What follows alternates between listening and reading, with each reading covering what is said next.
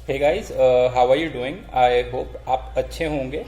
और काफ़ी दिन से मैं वीडियो नहीं बना पाया था बिकॉज एज यू नो हमारी टीम और रिसोर्सेज अभी बहुत लिमिटेड हैं, बट हम लोगों के जो काम हैं वो काफ़ी ज़्यादा हैं। तो आज मैं आया हूँ आप लोगों को कुछ इंटरेस्टिंग बात बताने। पिछले महीने जो हुआ उनसे कुछ हिंट्स लेते हुए आगे क्या हो सकता है उसके बारे में आपको बताने हैं। तो आपको भी पता है कि जोमेटो का आईपीओ आने वाला है, that is in the news, वो काफ़ी बज़ हो रहा है। और कुछ हमारे पिछले इन्वेस्टमेंट पिक जो हमने आपको सजेस्ट किए थे, जैसे रिलायंस इंफ्रास्ट्रक्चर, वो has delivered a good result. देखिए, एक और बात कि शेयर का प्राइस अप जाना वो कोई भी आपको टेक्निकल एनालिस्ट बता सकता है या स्पेकुलेशन करने वाला बता सकता है, बट हमने आपको बताया था उसमें डेट रीस्ट्रक्चर होगा और कुछ दिन बाद उसमें न्यूज़ आ जाती है कि डेट रीस्ट्रक्चरिंग की वजह से आर पावर और Reliance infra is actually gaining.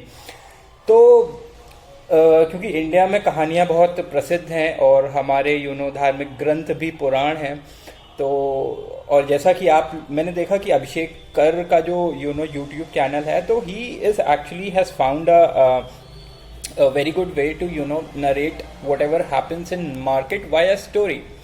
तो आज मैं आपको स्टोरी बताता हूँ, थोड़ा बैकग्राउंड बताता हूँ कि वो ऐसी क्या चीज़ थी जो मार्केट बिल्कुल श्रग ऑफ कर देता था। रिलायंस इंफ्रा को बहुत ही हेट करता था, अनिल अंबानी को कोई पसंद नहीं करता बिकॉज ही उनकी सारी कंपनियां डूब गई। कैपिटल से लेके होम फाइनेंस, कम्युनिकेशन से लेके BACS, इनका Reliance infra, R power, was everything was in trouble. So ऐसा क्या हुआ जिसकी वजह से इतनी रौनक आ गई उनके काउंटर्स में और उनके मार्केट एक्स जस्ट एक महीने में मल्टी फोल्ड बढ़ गए। तो देखिए, ये कहानी शुरू होती है धीरू भाई अंबानी से। अब मैं आपको एक चीज़ बता दूं कि धीरू भाई अंबानी की इज्जत या मे बी रिलायंस की कुछ हद तक जो इज्जत इंडियन स्टॉक मार्केट में, उसका सिर्फ एक कारण है, और वो समझने के लिए आपको धीरू भाई अंबानी की पर्सनालिटी समझना पड़ेगा। धीरू भाई अंबानी को लोग बहुत बड़ा बुल समझते हैं और वही उनकी गलती है कि वो धीरू भाई Ambani was just like a balance. वो बुल या बियर नहीं थे, उन्हें सिर्फ ये पता था कि कब मुझे बुल होना है, कब बियर होना है, जस्ट टू मेरे इन्वेस्टर्स या मेरी रिलायंस को कैसे मैं उसका इक्विटी बेस बढ़ा पाऊँ। तो ये कहानियाँ मशहूर हैं कि भैया रिलायंस तो सबसे बड़े बुल है। नहीं यार, मैं इंस्टेंसेस बता सकता हूँ कि रिलायंस अपनी शेयर शॉर्ट करता था। धीरू भाई अंबानी वॉज इंस्ट्रूमेंटल। उसके बाद मुकेश अंबानी को उन्होंने वो ट्रिक सिखाई, तो मोटा भाई भी अब वो इस्तेमाल करते हैं कि डेट कंपनी में बढ़ने लगे तो तुरंत अपने रिटेल इन्वेस्टर्स से बोलो कि भाई हमको राइट्स के थ्रू पैसा भेजो और हम डेट कम करें। तो ये आज का नहीं किया हुआ है, ये पिछले 20-30 साल से, जब से रिलायंस सत्ता में सबसे ऊपर है तब से। और अब मैं आपको कुछ कहानी बताता हूँ रिलायंस इंफ्रा से जो ये रिलेटेड है कि कैसे हमने पकड़ लिया कि रिलायंस इंफ्रा के दिन सुधरने वाले हैं। अब देखिए, सन 2001-2 की बात है, ये अर्ली 2000, मुझसे आप बिल्कुल डेट प्रिसाइज पॉइंट पे मत पूछिएगा क्योंकि ये कहानी की तरह मुझे याद है, तो डेट में आपको एग्जैक्ट नहीं, लेकिन अर्ली 2000 की बात है। रिलायंस ने कुमार मंगलम बिरला के साथ, बेसिकली धीरू भाई अंबानी और कुमार मंगलम बिरला ने एक हॉस्टाइल टेक ओवर लॉन्च किया। वो हॉस्टाइल टेक ओवर आप जानते हैं किस कंपनी का था? लार्सन एंड ट्यूब्रो का। जी हाँ, लार्सन एंड ट्यूब्रो को रिलायंस एक्वायर करना चाहता था। और रिलायंस आपको शायद नहीं पता क्योंकि आपके लिए तो वो मोटा बड़ा भाई हाथी जो भी है, मैंने तो यार because I have seen it grow और मैं उसकी पुरानी कहानियाँ जानता हूँ कि कैसे ऑर्गेनिक और इनऑर्गेनिक एक्विजिशन से वो कंपनी बड़ी हुई है। तो 2001 में वो LNT को एक्वायर करना चाहते थे। मिस्टर नायक शायद उस समय LNT के को हेड कर रहे थे और LNT के एम्प्लॉयज़ और LIC की थोड़ी बहुत इंटरवेंशन की वजह से ये एक्विजिशन रुक पाया था, वरना तो ये दोनों लोग, mister Birla and mister Ambani ने बिल्कुल तय कर लिया था कि लार्सन को खरीद ही लेना है। और ये कुछ इस हद तक था क्योंकि ये रिलायंस इंफ्रा की आर्म बनाना चाहते थे लार्सन एंड ट्यूब्रो को। आप समझ रहे हैं, आप रिलायंस इंफ्रा BACS पे इतना मजाक करते हैं। सन 2001 में अगर वो डील सक्सेसफुल हो जाती ना तो आज रिलायंस इंफ्रा की सब्सिडरी होती L&T। और मज़ेदार बात, वहां तक चीज़ें नहीं रुकी, L&T से आगे जाके अल्ट्राटेक सीमेंट का गठन हुआ और रिलायंस इंफ्रा भी बाद में सीमेंट स्पेस में जाना गई, नहीं कर पाई और फिर उसे अपने एसेट बेचने पड़े। तो आप ये समझ रहे हो कि अगर वो डील हो गई होती तो शायद आज इंडिया की सबसे बड़ी इंफ्रास्ट्रक्चर कंपनी रिलायंस इंफ्रा होती। खैर, अब मैं और एक मज़ेदार आपको बात बताता हूँ, और ये उसी पॉइंट से जुड़ी हुई है कि मैं बोल रहा हूँ धीरू भाई अंबानी वॉज बोथ मंदड़िया एंड तेजड़िया। उन्होंने अपने बड़े लड़के को इंडिया का सबसे बड़ा तेजड़िया बनाया और अपने छोटे लड़के को इंडिया का सबसे बड़ा मंदड़िया बना दिया। ये आपको बात नहीं समझ में आएगी क्योंकि मार्केट की जो आपको दिखती है और मार्केट की जो हकीकत है वो पर्दे के पीछे कुछ विपरीत है। और एंड ऑफ द डे इसमें दोनों भाई मिल के दे ऑल्सो नो कि कैसे रिटेलर्स या एक इक्विटी बेस से चीज़ें मैनेज होती हैं। तो they have done it in the past.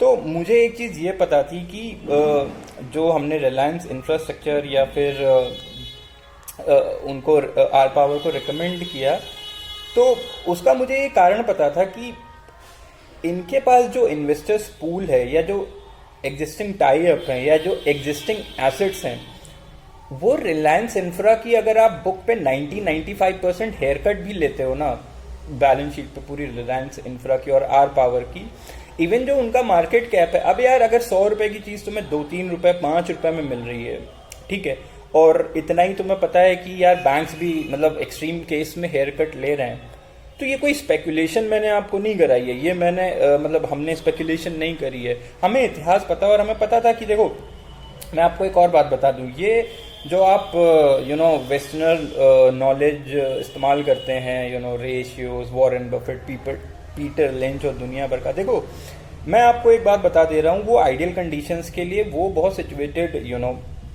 Parameters हैं कि भैया वेल्थ क्रिएशन में, और आप हाँ ठीक है 30 साल में आप वही अंडर वैल्यूड ओवर वैल्यूड खेलते रहो तो शायद आप रिच हो जाओ, शायद ना हो। लेकिन इंडिया में वो चीज़ें इसलिए काम नहीं करती क्योंकि इंडिया के डायनेमिक्स अलग हैं। इंडिया में एक कंपनी अगर वो राजनीतिक गलियारों के नज़दीक है, उसके पॉलिटिकल टाई-अप्स हैं, वो अगर फंडिंग में आगे है, तो वो चाहे भले कुछ कमाए ना कमाए, उसकी हवा इतनी कर दी जाएगी कि वो अपने आप एक मल्टी बैगर हो जाता है। और ये मिस्टर अडानी के साथ आपने देखा, मैं ये नहीं बोल रहा हूँ कि उनके कुछ टाई अप हैं इस तरह के, but I know for a fact कि इंडिया में जो फंडामेंटल एनालिसिस और दुनिया भर की, ये तो मैंने आपको सिर्फ ऐसी बात बताई कि कमा नहीं रही है कंपनी और even then the market cap is bloating.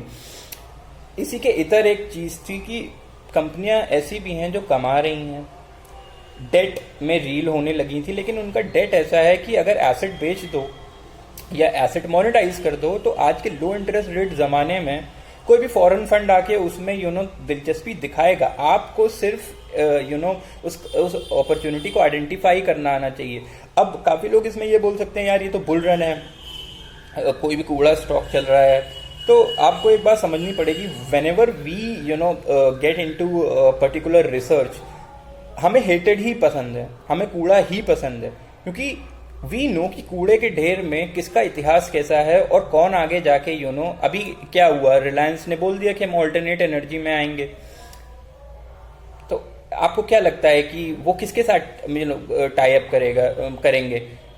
घर की है ना रिलायंस पावर, तो अब वो ही इसी उसमें रेस में आ जाएंगे। तो ये, और फिर मैं आपको पहले भी बता चुका हूँ कि क्रिप्टो करेंसीज को अगर राइज करना है वो गोल्ड सिल्वर और ऑल्टरनेट रिन्यूएबल एनर्जी के बैक पे ही राइड कर सकते हैं। तो आपको क्रिप्टो पे क्यों डिपेंडेंट रहना है? आप उस चीज़ पे डिपेंडेंट, मतलब उस चीज़ में पोजीशन बनाओ ना, उस चीज़ को लॉन्ग करो जिसकी वजह से ये क्रिप्टो वाले आपके पीछे भागेंगे। That is green energy, hydro energy. India में मैंने आपको पहले ही बता दिया था, उसके बाद से देख लो what results are there. And metals market भी आपने देखी होगी कि अभी कुछ ये हुआ कि हम रेट बढ़ाएंगे तो प्रेशियस मेटल डाउन हो गए, लेकिन आपको ये समझना पड़ेगा कि प्रेशियस मेटल से ही कमोडिटी नहीं बनती है। उसमें आप कॉपर देखिए क्या रेट पे है, निकल कहाँ आ गया, एल्यूमिनियम या ये सब तो मतलब फाड़ दिया है उन्होंने। क्रूड ऑयल और नेचुरल गैस भी आप देख लो कितने वो हैं। तो गुड कमोडिटी कंपनीज की तरफ आप रहें, और मैं कोशिश करूंगा कि आगे मैं और दिलचस्प कहानियां आपको बता सकूं, क्योंकि मैंने ये चीज़ नोटिस करी है कि आपके सामने डेटा रख दो या दुनिया भर के जार्गन्स फेंको ना, तो चीज़ें समझ नहीं आती। और ऐसा होना भी चाहिए। फाइनेंस को अगर हम जार्गन में लपेट देंगे या उसमें डिक्रिप्ट कर देंगे तो लोगों को समझ नहीं आता। They can't make sense. भाई उनको तो ऐसे ही समझ में आता है जैसे बनिया परचून की दुकान में सामान बेच रहा है, इतने पे बेचा, प्रॉफिट इतने में खरीदा, जो भी है उस तरह का चीज़ें आपके सामने रखनी पड़ेंगी। अब जैसे सीसीडी है, सीसीडी को हमने एनालाइज किया या एचएलवी को करा, तो ऐसा नहीं है कि हम लोग उसमें ब्लाइंड खेल रहे हैं या हमें पता नहीं है कि हम सिर्फ क्या है कि हमारे कुछ प्रोजेक्शंस हैं, हमारे कुछ रिसर्च हैं, और वो जब सही बैठता है तो multi baggers are created basically. तो ये आपको समझना है कि आप क्या क्राउडेड जहां है उसी बुल रन में पैसा लगाना वो ज्यादा खतरनाक है, या एक कंपनी जो अपनी मतलब बैलेंस शीट के 95%, 90%, इवन 98% हेयर कट पे ट्रेड कर रही है, पैसा वहां बनेगा। तो मैं, क्योंकि we at innovesters are very contra investors and we rely heavily on historical data, stories and things that aren't apparent to general retail investors। यार कोई कारण रहा होगा ना कि एक वर्डे इन्वेस्टमेंट अनिल अंबानी के साथ उन्होंने भी कुछ रिसर्च की होगी, और मैंने आपको बोला था कि एक बहुत बड़ा बुल रन आता है जब प्रोमोटर होल्डिंग का कंसोलिडेशन चलता है। खैर ये भी दूसरी बात है कि आपको लगता है कि यार अनिल अंबानी ने अपने सारे शेयर बेच दिए थे, पब्लिक होल्डर्स उसमें, शेयर होल्डर्स उसमें सबके स्टेक्स बढ़ गए थे। ऐसा नहीं है। बैक एंड पे अनिल अंबानी ही उसे, दिस इज जस्ट स्पेकुलेशन की तरह ही लेना, उसे होल्ड करते हैं। तो आप ये समझो, आपको दिखाने के लिए लगता है कि यार ये कंपनी खलास हो चुकी है, इसमें कोई प्रमोटर होल्डिंग नहीं है, इसमें प्रमोटर प्लेजिंग हो रखी है। आपको, क्योंकि pledging has become such a nasty word कि कोई प्रमोटर उसे प्लेज करता है वो शेयर अपने, तो वो मार्केट उसे नेगेटिव लेता है। मतलब शायद ये भी बेसिक्स की तो बात है कि भाई अगर आपको प्लेज करके, isn't it one of the cheapest way to raise money in the market? ये बहुत कम लोग जानते हैं। तो और ऐसी मैं कहानियां आपके लिए लेके आऊंगा और ऐसे इन्वेस्टमेंट थीम लेके आऊंगा। अभी फिलहाल के लिए मैं आपको ये बोल देता हूँ, मार्केट में जनरल अपडेट भी दे देता हूँ कि अभी 16,000 की तरफ वी आर हेडेड। देखो फंडामेंटली मैं बहुत बेयरिश हूँ बैंक्स पे, लेकिन बैंक्स की वो बेयरिश मैं डायरेक्ट पुट लेके नहीं खेलना चाहता, क्योंकि वो चीज़ मैंने, बिकॉज आई मैं वही बंदा था, आई एक्सेप्ट कि 10,500 जब तक निफ्टी नहीं गया था, 7,500 से हम उसे शॉर्ट ही कर रहे थे एंड वी वर रॉन्ग। हमें समझ में आया कि यार ये मनी प्रिंटिंग रोकेंगे नहीं, तो अब हमें प्रॉक्सी खेलनी पड़ेगी हमारे व्यूज के साथ। तो व्हाट डिड वी डू?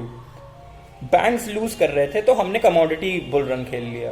वो उसी का प्रॉक्सी है कि इन्फ्लेशन अगर आ रहा है और फाइनेंशियल एसेट ध्वस्त हो रहे हैं तो आपको रियल एसेट खेलना पड़ेगा। तो that is how we shifted our positions. तो मैं आपसे यही बोलना चाहता हूं कि देखो इन्फॉर्मेशन बहुत है, but you don't really know what to make out of their information. और इन्फॉर्मेशन इतनी ज़्यादा है कि you would be crowded in your head कि भाई what information to make sense of. आपको लॉन्ग टर्म इन्वेस्टमेंट करना है, आपको स्पेक्यूलेट करना है, आपको ट्रेड करना है, तो जो आपकी प्रिपरेशन है ना वो ऐसी नहीं होनी चाहिए कि हर टॉम एंड डिक हैरी वही कर रहा है। और मार्केट में डिफरेंशिएशन का मतलब क्या होता है? पैसा देखो डिफरेंशिएशन से ही बनता है। अभी बॉट्स ने मार्केट को पूरा ऐसा कब्जा किया हुआ है, 90% ट्रेडिंग एल्गो ट्रेडिंग होती है। तो वो लोग से आप अगर जीतना चाहते हो ना तो दो ही तरीके हैं, या तो आप उनकी क्रिप्टो हैक कर लो, एल्गो हैक कर लो, क्योंकि वो जिस चीज पे मूव कर रहे हैं आप पहले ही उस पोजीशन पे बैठ जाओ और टाइम लिमिट ज्यादा लेके बैठ जाओ, you will be able to beat the crypto. या फिर उनके साथ चलो, जैसा वो मार्केट में चल रहे हैं वैसा करो, और वो पकड़ना भी बहुत आसान नहीं है, इट्स लाइक थोड़ा tough job.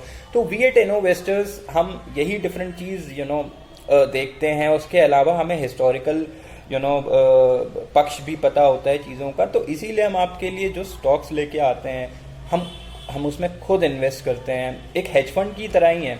And then we actually get into कि हाँ ये अब ऐसी सिचुएशन में आ गया ये स्टॉक कि इसे आके कोई पी फंड कोई, आपको ये चीज़ जाननी पड़ेगी कि जैसे जोमेटो की मैंने स्टार्टिंग में बात करी, देखो जोमेटो कोई प्रॉफिट मेकिंग तो है नहीं, लेकिन उसकी हवा ऐसी क्रिएट करी जाएगी कि पता नहीं क्या रेवोल्यूशनरी काम हो रहा है, और उसमें आपको पहना दिया जा रहा है, जो उनके एग्जिस्टिंग शेयर होल्डर हैं उनको एग्जिट रूट मिल रहा है, आप खुश हो।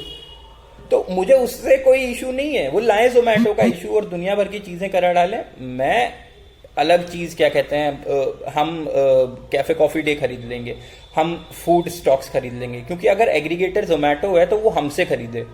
इसे कहते हैं बॉटल नेकिंग इन्वेस्टमेंट। जैसा मैंने आपको उस समय भी बताया था कि ये चिप शॉर्टेज जो है ना, आप लोग ऑटो खेल रहे थे, ऑटो आपको पसंद था, मुझे पता था कि ये ताइवानी सेमीकंडक्टर खरीदना है, क्योंकि अगर चिप पे डिपेंडेंट रहेगी कि कितना हमारा कार हमारी असेंबली लाइन से बाहर जा रही है, तो आप बेवकूफ़ होने चाहिए चिप ना खेल के कार खेल रहे हो। और इसमें इतने मतलब मूर्ख लोग हैं, ऐसे भी हैं जो चाइना को गाली दे सकते हैं लेकिन उनको सच्चाई नहीं समझ में आएगी।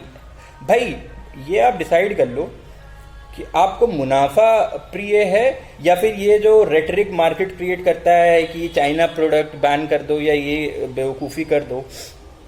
अभी मुकेश अंबानी ने तो बोल दिया कि आई एम येमेनीज, वो तो भाई मतलब आप समझ रहे हो ना, एंटी नेशनल एक तरह से हो जाना चाहिए। तो ये मूर्खता जो है ना कि आप लोगों को जो, यार देखो वोट लेने के लिए तुम्हें काफ़ी चीज़ों में मूर्ख बनाया जाता है, तुम लोग बन भी जाते हो, बट जब तुम्हारा मुनाफा आ जाता है ना कि कहाँ मुझे पैसा रखना चाहिए, तो उसमें बी वेरी श्रूड। उसमें ये मत देखो यार ये चाइनीज़ कंपनी है, ये अमेरिकन कंपनीज है, तुम्हें बिजनेस पता होना चाहिए, उसका प्रॉस्पेक्ट पता होना चाहिए। इंडिया में भी ऐसा ही है, तो इतना शोर मत मचाओ। और ये चाइना अमेरिका इंडिया, सो ये चाइना इंडिया रेटरिक से अपने आप को बचाओ, ये नेशनलिस्ट रेटरिक और दुनिया भर का। You know if you have to make money, आप जो 30 साल में सोचे बैठे हैं वो अगले 5 साल में बन सकता है, if you are vigilant enough, if you know how to analyse data. और अगर डेटा एनालाइज करना भी नहीं आता तो जस्ट डू बेसिक्स राइट, और उसमें हम आपकी मदद करेंगे। तो happy investigation, happy investigating, happy speculating, happy investing. I hope you make ton of money. I'll see you next time. Bye.